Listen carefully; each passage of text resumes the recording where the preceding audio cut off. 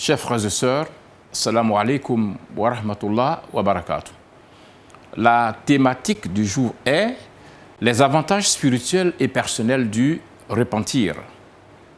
Le repentir en islam est le moyen de purification de son âme.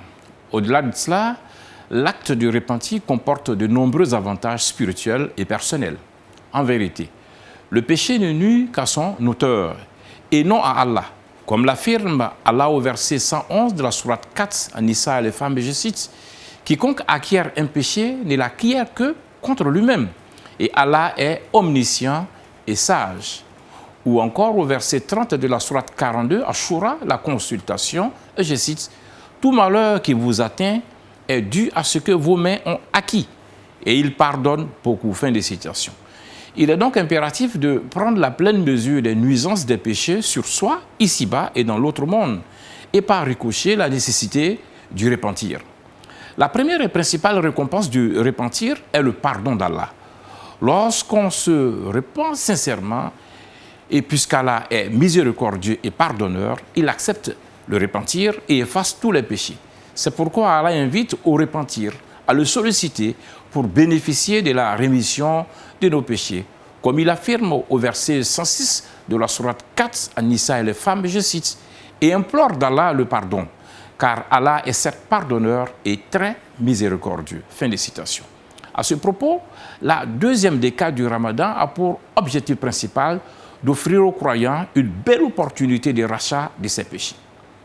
La deuxième récompense du repentir est la paix intérieure qu'il offre en regrettant ses péchés et en se réconciliant avec Allah. Le repentir offre un soulagement et une tranquillité d'esprit, ce qui permet de renforcer la confiance en soi.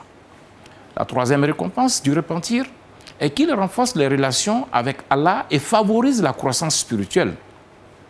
En effet, l'action de se repentir rapproche davantage de la conscience de Dieu et aide à développer une foi profonde.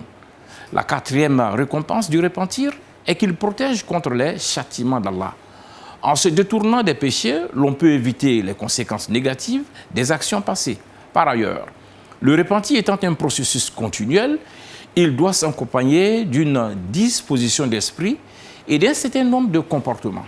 Premièrement, il faut être humble lorsqu'on demande pardon à Allah, en reconnaissant sa faiblesse et sa dépendance à l'égard d'Allah, ce qui renforce la sincérité du repentir. Deuxièmement, le repentir doit être sincère et provenir du fond du cœur, car il faut éviter de le faire pour impressionner les autres ou par habitude. Troisièmement, le repentir doit être un acte constant. Il ne faut pas se contenter de se repentir une seule fois, mais œuvrer à chercher continuellement le pardon d'Allah. En effet, faire constamment des invocations pour implorer le pardon d'Allah incline le cœur à l'humilité et est source de grâces infinies de sa part.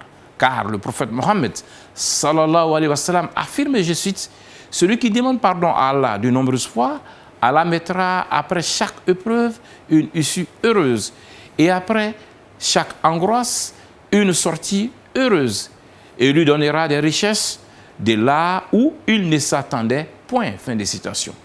Quatrièmement, pour rendre le repentir actif, il faut éviter constamment les péchés en ayant une conscience de l'impact que peut avoir toute action et en s'améliorant sans cesse.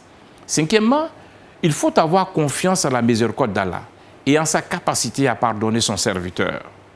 Qu'Allah nous pardonne et nous accorde le discernement. Amin. Ya Rabbi.